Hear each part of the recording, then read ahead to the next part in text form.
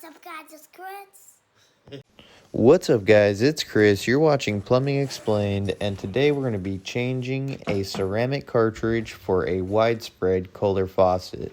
Now, these can kind of be a pain, especially if you don't know the little secret little magic tricks that us plumbers have learned over time, like using CLR and pipe wrenches and actually taking the valve body off of the sink or countertop, which is actually much easier than it sounds, to remove this cartridge. So first thing you're going to do is you're going to remove the handle. There's a lot of different trims for this same cartridge, but in this in particular trim, you just pop off the little white inserts off the top, and then there's one Phillips screw holding the handle to the stem. You're going to want to loosen that screw. Oftentimes the hard water will almost bind them together, so giving it a wiggle back and forth, spraying some CLR in there will also help break that loose. Then you're going to want to make sure you hold on to this little square piece, this little insert piece. That's what helps the handle attach to this cartridge, this particular handle. If your cartridge doesn't have that square piece, don't worry. It's probably just a different style trim. It's probably just got the typical rounded black piece. But the method to removing this cartridge will still be the same. This cartridge is pretty much universal to almost all of Kohler's widespread faucets, and they oftentimes freeze up inside the valve body. A lot of the times they'll leak out when you turn the faucet on. They're very hard to turn oftentimes.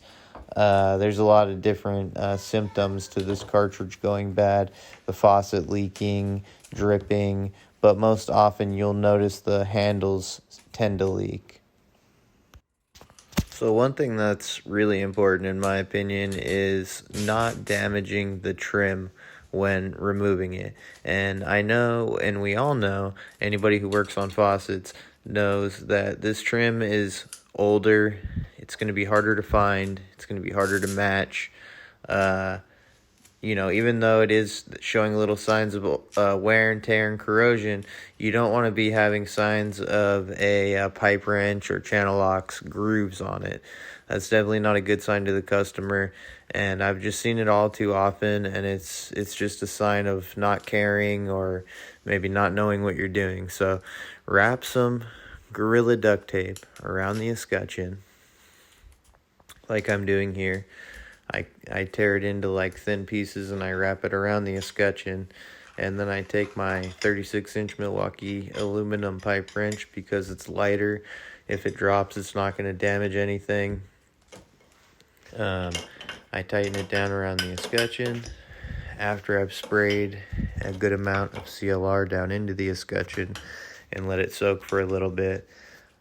Which is honestly key here. If you didn't do the CLR step, you need to. Get some CLR, spray it down into the escutcheon before you try loosening anything, okay? Then once you've done that, you're going to want to, you can see if you can break it loose, but typically I would recommend going down below, putting a pair of channel locks on the valve body of the faucet, which is the piece that the supply line coming off the wall is attached to. Put your channel locks on the threaded part, the thick brass part, not the little copper part, but the thick brass part to back this valve up. Hold it in place with your channel locks. Once again, you want to make sure that your channel locks are biting onto the thick brass threaded part, not the thin little copper part. You'll damage the faucet. And then it shouldn't take much. If you've got this pipe wrench or a similar pipe wrench, even a small pipe wrench with like a pipe over it to give you some leverage will really help here. Once you've got that escutcheon loose, it should just screw right off real easily. And then all you're going to want to do is remove the angle stop supply line. You should have the valve shut off. Hopefully you have the valve shut off. If not, the water shut off to the entire house or unit. But the valve underneath the sink should at the very least be shut off. And you should have tested to make sure that it's working.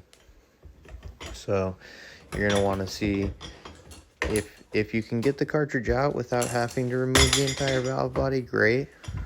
but it's not very often that that's going to happen. It's just really hard to get the leverage that way. So I just recommend, like I said, turning the water off, completely removing the supply line from the valve body. So back up the threaded brass piece that's attached to the copper piece, and then unscrew the supply line from that threaded brass piece. Then you're going to go up to the T on the faucet and unthread the vinyl piece there. It looks just like that. You're going to grab that and unthread that from the T at the faucet where the two valves T together at the spout underneath the sink. Once you've got that all disconnected, you can remove the valve body rather easily. Once again, you're going to want to back it up by grabbing onto that brass piece. Grab low so that you're below, you're not damaging any of the threads that are higher up.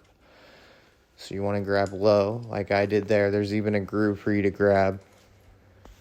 And then you put your pipe wrench on the threads of the not the threads, but the nut of the cartridge, and you should be able to loosen it this way.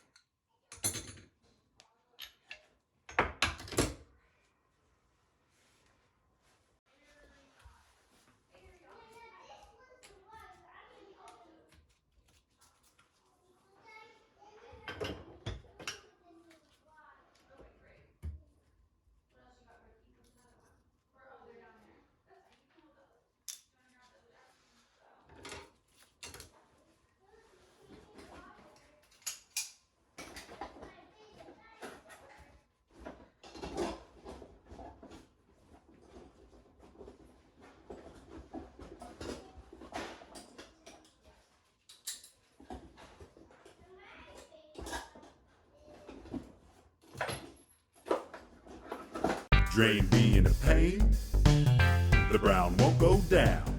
Time to deploy Uncle Elroy. He's got the longest snake around. Need to clear your pipes without any gripes. Old Uncle Elroy's the guy for the job. He's getting shit done without being a slob.